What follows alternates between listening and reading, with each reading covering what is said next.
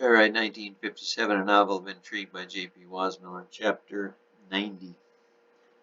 Misty, you want to eat with us? James asked. This started up another round of laughter. The laughter morphed into tears. Finally, it all died out.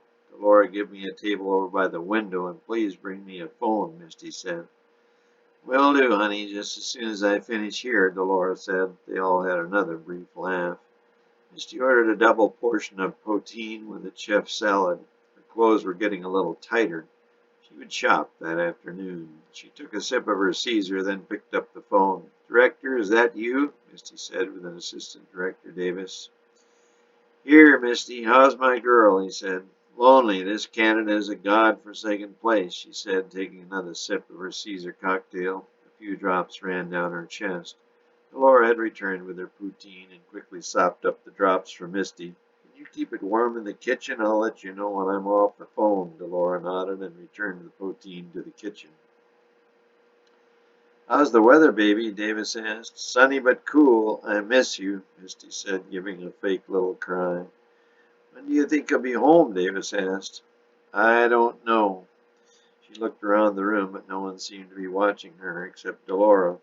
The KGB agent was at a far table, also on the phone. The twins were chatting away at another table in the corner. What she did not see was the priest from the Sacred Heart Church hand Delora a $100 bill as she handed him a receiver in the kitchen attached to the same line as Misty. I think our James is running into a dead end. He may go out to Penrose Island, but I doubt he'll go farther into the Pacific or to Russia, where the line extends. No, I doubt it also. Does he still have the stones with the runes? Davis queried. Yeah, he's got them and all his maps, but I think he's about ready to give up the trail. Then what? Davis pressed. I don't know. He's got this honey, Bree, that he picked up in Helena. Bree? Davis asked. Yeah, she nursed him back to health and took off with him. A real looker. Maybe he'll stay with her, but she's married, Misty said. Is she connected? No, just a nurse, gorgeous and smart. I think she and James have talked, but she's not into this hunt, just into him, Misty said. Well, my CIA director Rivers and the chief are getting worried. They think he might yet turn up something, Davis said slowly. And, Misty said, letting the word hang. And, are you ready? Yes, Misty said, pulling a pen and paper from her huge purse. Romans 8:29. Oh, no, check that. Romans 8:28. Her boss and the chief assistant of the CIA said. His code name was now Lancer. Misty wasn't quite sure why he wasn't using it on this call. You all right? Misty asked Lancer. Yes, Romans 8:28. He was having a difficult time fending off the advances of the tall red-headed secretary in his office, Corporal Mann. The second part, Misty asked. Just then she heard the sound of a kiss on the line. Kiss him for me too, baby, she said to Corporal Mann. You know where he likes it. Yes, I do, Corporal Mann said in her stern, sexy voice. What's the second part? Misty said again. Madison. It's Madison. Misty heard some fumbling, and then what sounded like a steel chair crashed to the floor. In fact, that's what it was. Got it, Misty said. I'm flying in another agent to relieve you.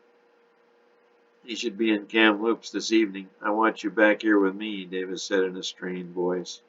What kind of car is James driving now? I think he's got a 57 Crown. Crown?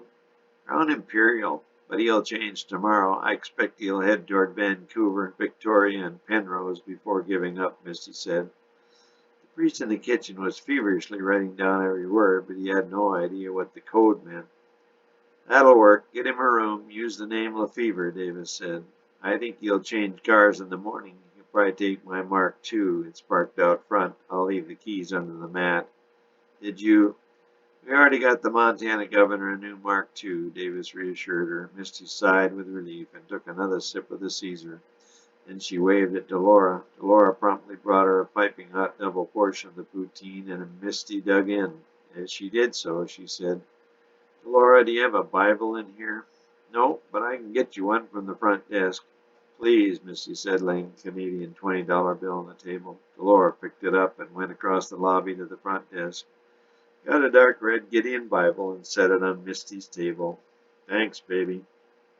Misty said. She then opened the Bible and with the use of the index found Romans 8:28. She then decoded the message and wrote it down on the napkin. ch.ice.c.a.m. Misty remembered the name Madison. As M was the 13th letter of the alphabet, the code was a go. She took a long sip of her Caesar cocktail and stared up at the white corrugated metal ceiling for a long time.